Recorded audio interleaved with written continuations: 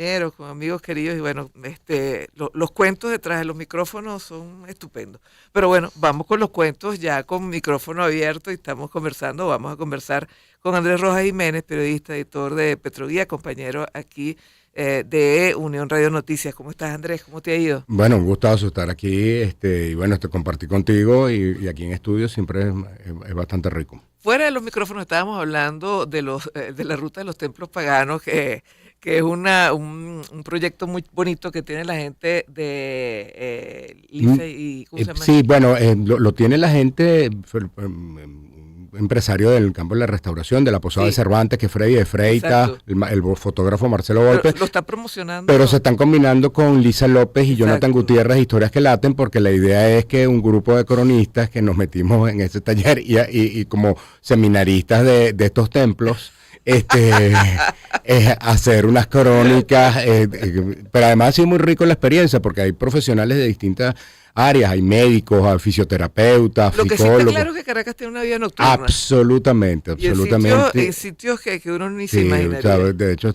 por el aire estamos hablando de una arepera que se llama Muerto de Hambre, que se come riquísimo, pues, realmente. Bueno, hablemos, esa es economía cotidiana, hablemos de los grandes titulares de la economía. El día de ayer estaba leyendo una información en la última entrega de la producción petrolera en Venezuela. Se habla de una reducción, poquita reducción en junio, pero sin embargo de cierta recuperación. ¿Cuál es el estatus actualmente de producción petrolera en Venezuela? Mira, está entre los 750.000 y rosa los 800.000 barriles. Hubo digamos, en promedio estuvo, dependiendo de la cifra que uno vea, sea la data oficial o lo que reportan fuentes secundarias, pero estamos hablando de aproximadamente unos 767.000, 790.000 barriles diarios. Un ligero incremento con respecto al año pasado, pero digamos nada significativo, y eso digamos tiene dos componentes. Uno, la ayuda que ha sido indiscutible de la entrada en vigencia de la producción de Chevron, pero hay un ligero declive y bueno, todavía sigue pesando sobre el resto de los campos petroleros.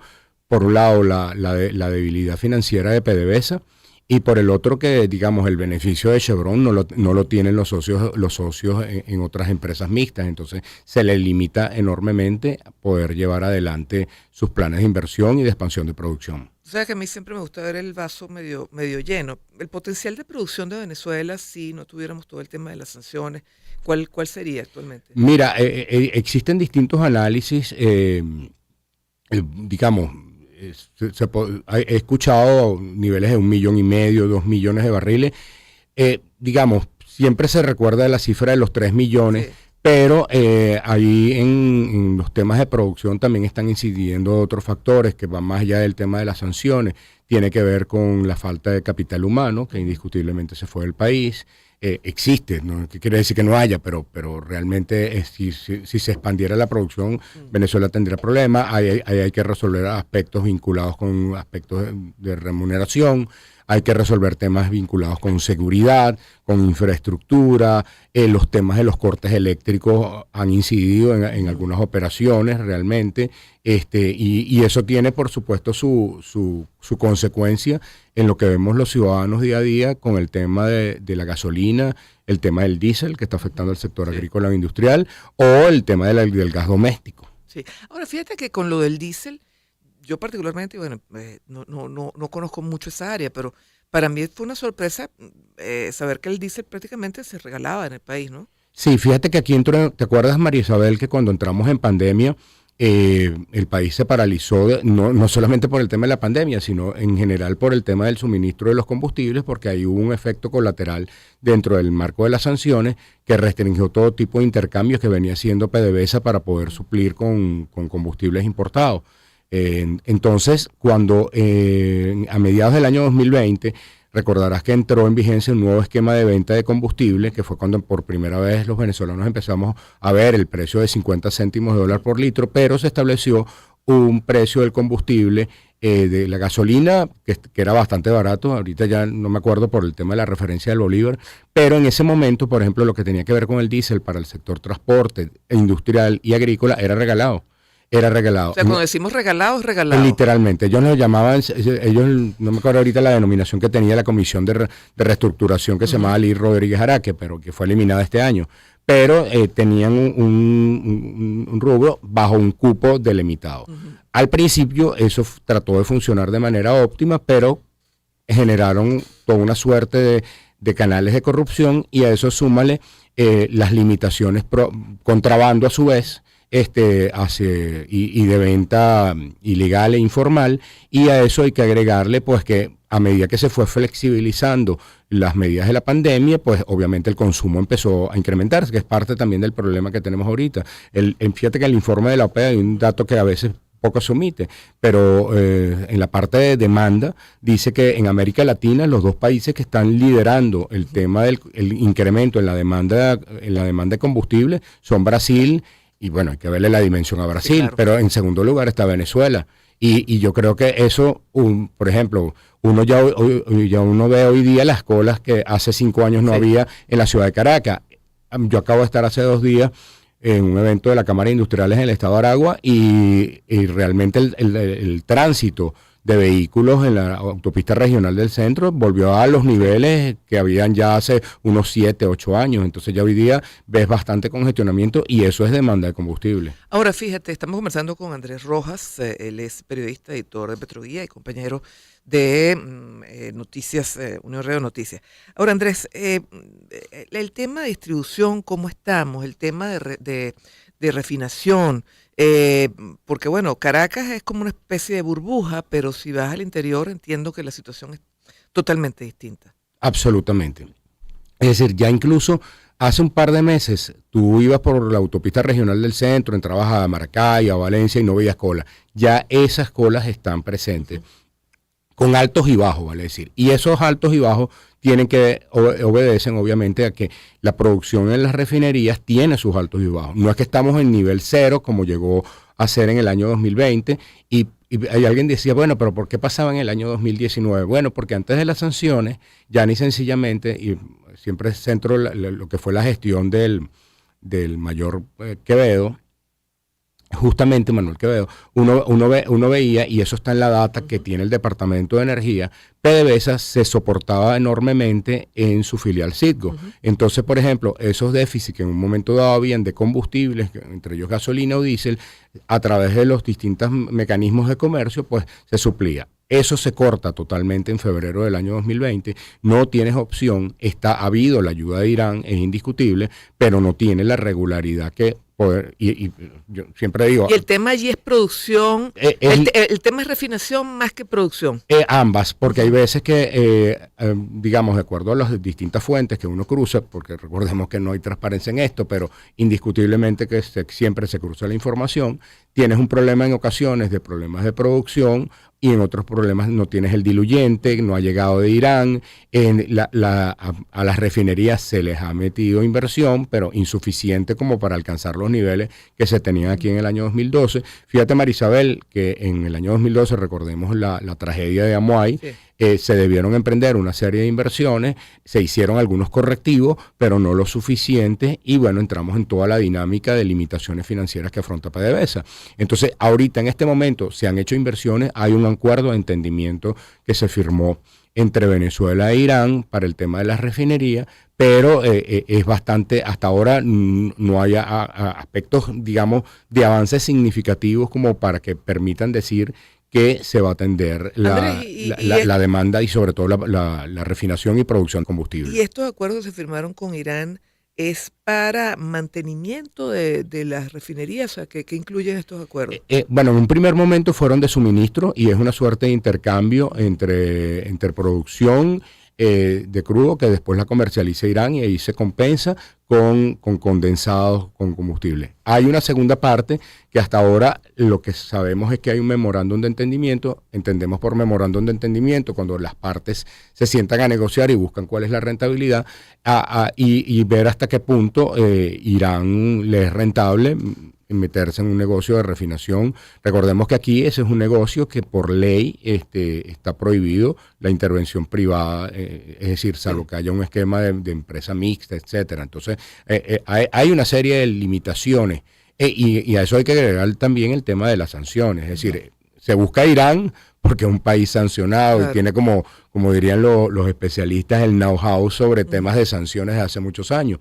Pero tampoco es que Irán y la empresa iraní son hermanas de la caridad, es decir, están buscando algún tipo de rentabilidad en el negocio que se estén metiendo en cualquier país. Y en relación a la distribución, porque bueno, este es el estatus de las refinerías. Me imagino que hay algunas refinerías que están mejor que otras. Eventualmente uno escucha, oye, hay problemas en el CRP, o si no hay problemas en el palito. O sea,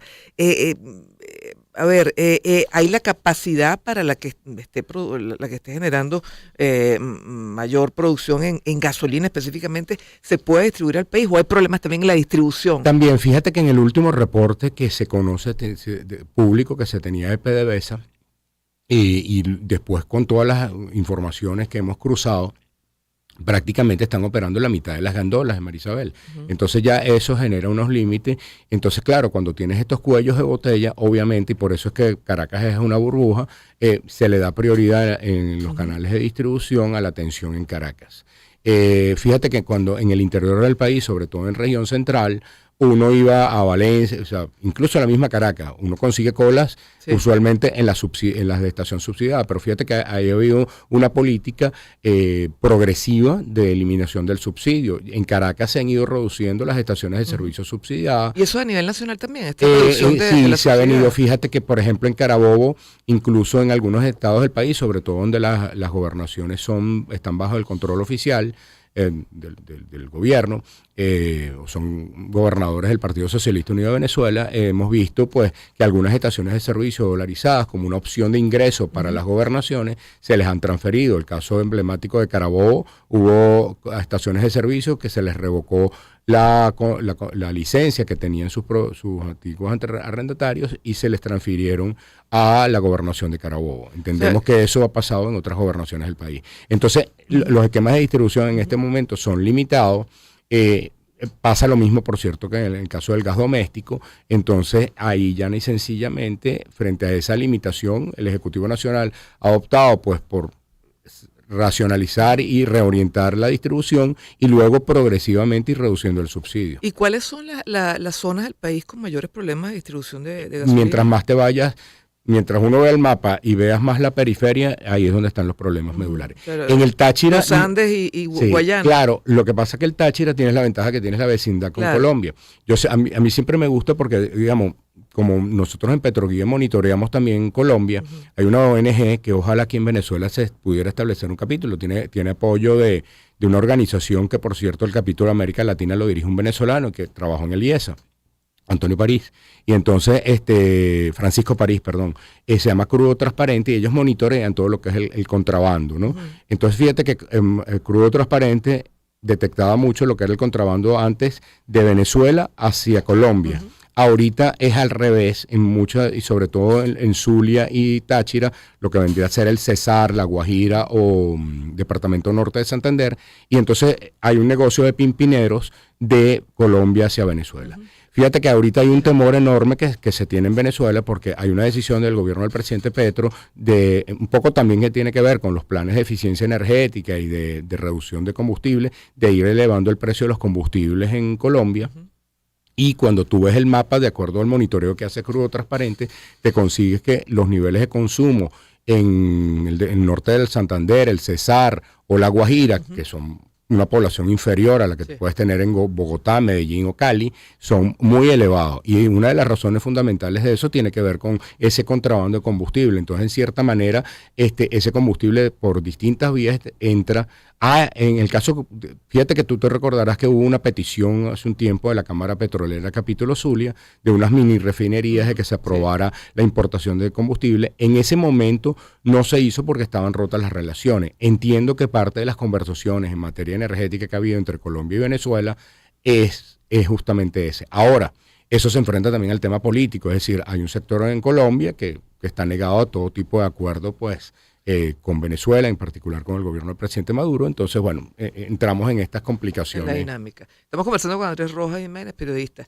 Ahora, Andrés, el caso específico, fíjate que tú hablas de cómo el contrabando ahora sería inverso, pero los precios, con todo y que estamos a 0,5 el precio de la gasolina en Venezuela, sigue siendo muy económico en relación a otros países, ¿no? Sí, bueno, fíjate que cuando se adoptó en 2020 dejamos de tener la gasolina más barata del mundo.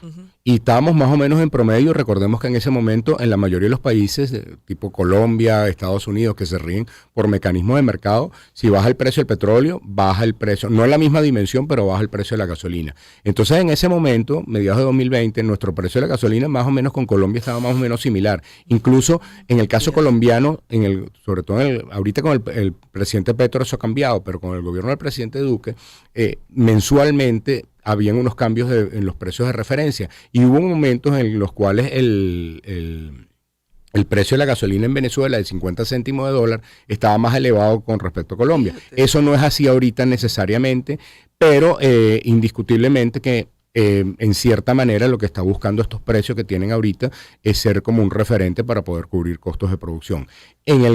Aquí en Venezuela se ha evaluado hacer esos ajustes, sobre todo en el caso de la gasolina dolarizada, que tenga un referente más acorde a mecanismos de mercado, pero bueno, sabemos, tiene su costo político.